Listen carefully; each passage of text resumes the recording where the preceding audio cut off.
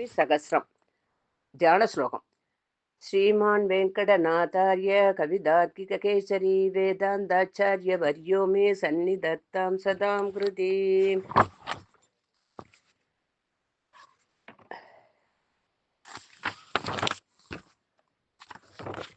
अद प्रारम्भस्तभगः प्रथमः लक्ष्मीचरणराजीव लाक्षालक्षितवक्षसे विश्वसर्गादिलीलाय वेङ्कटब्रह्मणे नमः। लक्ष्मीचरणराजीव लाक्षालक्षितवक्षसे विश्वसर्गादिलीलाय वेङ्कटब्रह्मणे नमः। असदृशम् अरुणाब्जदृशम् प्रस्विन्नभयोदरस्फुरन्मूर्तिम् मनसि दधीमहि सततं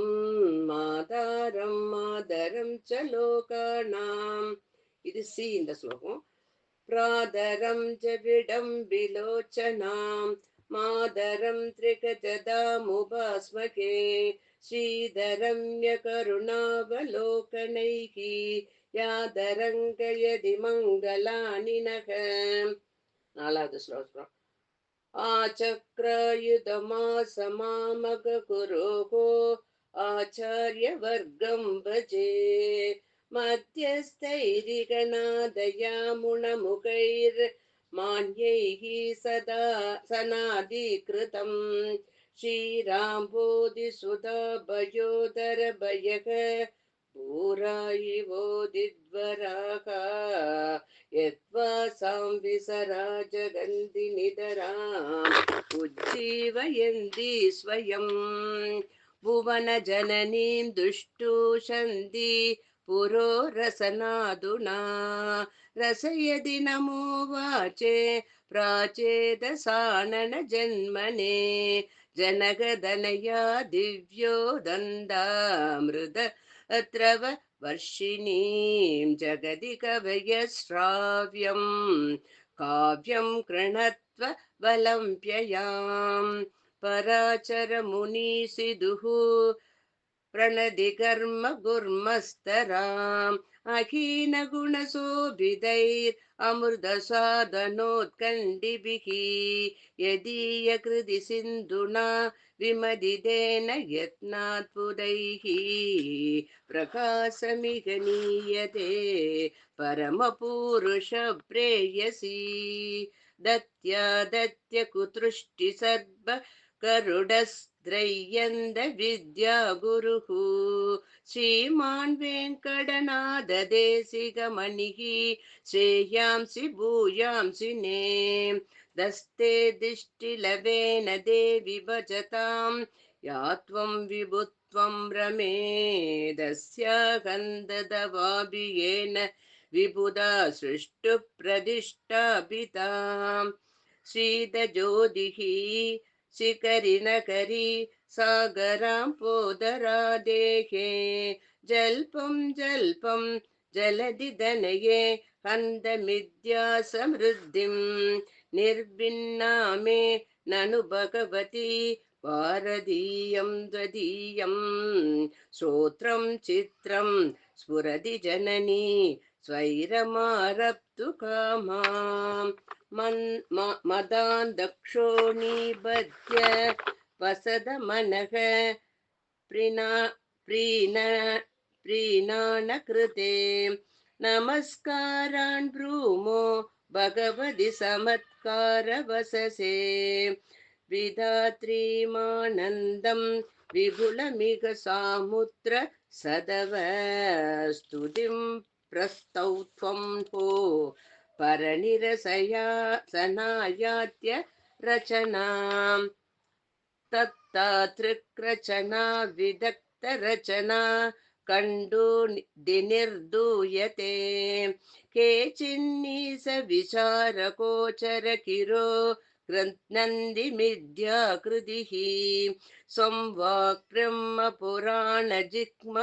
कसिरः कम्पावहं भावनीः कर्तुं देवि वयं पुनस्तव कदारम्भाय जृम्भामहे. 11வது ஸ்லோகம். சய்யா சப்தகணானுசாசனச்சனா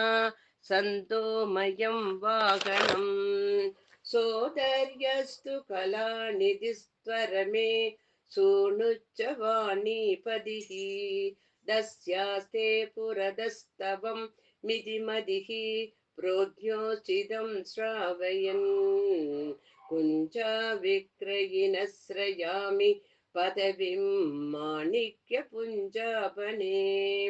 कवीनां प्रजानां कबलिदसुधास्वादिममतैः अनुजानैः सोस्त्रैः श्रुतिजडिमबाजो जननि ते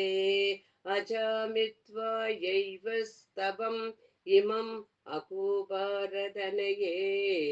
वियादाकृत्नीमो विकसनपदैः कैरभिपदैः विद्वद्भयः स्वदमा आत्महृदया विश्वाम्बनादीयते स्तुत्यादे सुखम् अञ्जसेदसि त्रिशत्प्रायेण दूये ददः गान्धर्वीः पुरन्दर अधिशिरसा मान्तोळि इद्रीशिरं गीति सापदिरान्न नन्दयति सेत्किं चिन्नमेधावतां वक्तुं नैव चतुर्विधा श्रुतिरसा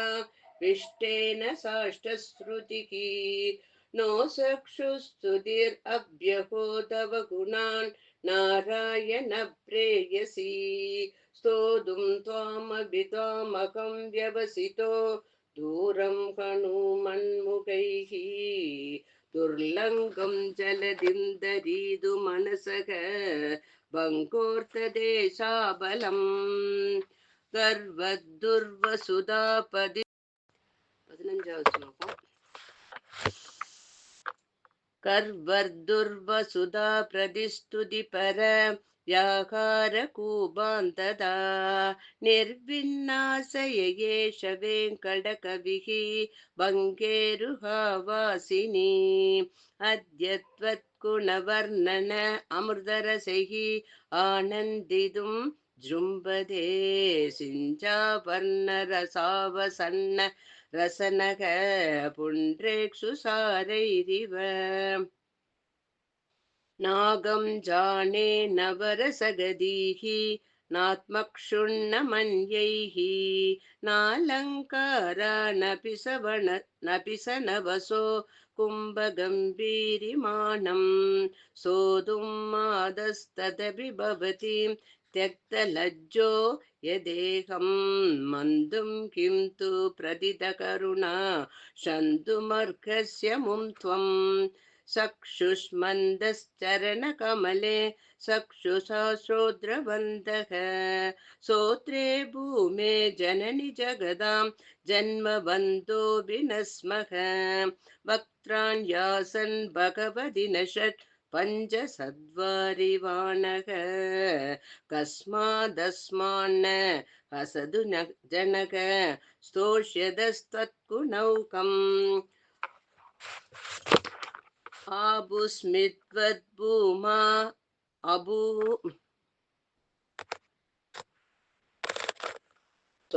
अभूमिस्त्वद्भूमा जननि जरदीनामभिकिराम् असौ कस्मादस्मा त्रिशकृशमनीषोक्तिविषयक असख्यानामौर्वाग्निभिरभिनिपातुं नितिमपामपारं तं पातुं मसकत्सुशिख किं प्रभवति प्रकृष्यन्तामस्मत् परमिदरकाले विधिमुखाः वयं मादस्तेव दवनुदिदशायां समधियः निकर्षोत्कर्षोस्तां निसिदु सचिकत्योद मगसोको दिवा को वा भेदो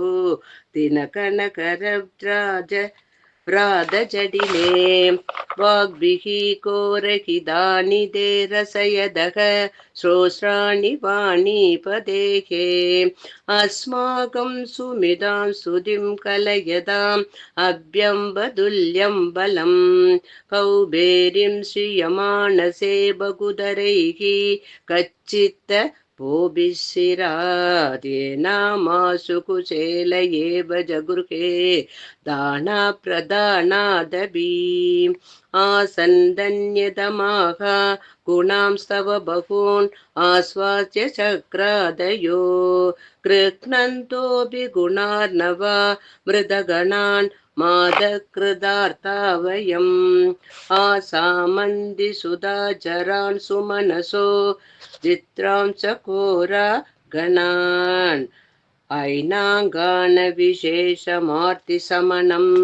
तत्रोभयेषामपि देवी श्रीविषशैलदेवदयिते दाक्षिण्यबन्यक्षिते मादस्साकसदस्तवस्तवमिमं कर्तुं प्रवृद्धस्य मे उन्मीलन्तु परं किरस्तव करालङ्कार भङ्गेरुह प्रेङ्गद्दुङ्गषडङ्क्रिशङ्क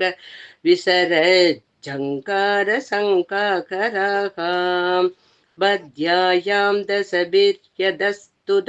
सदैस्त्वत्प्रेयसः पादुकां द्रय्यन्दार्य गुरुः परोहयमुखस्तत्राम्बको विस्मयः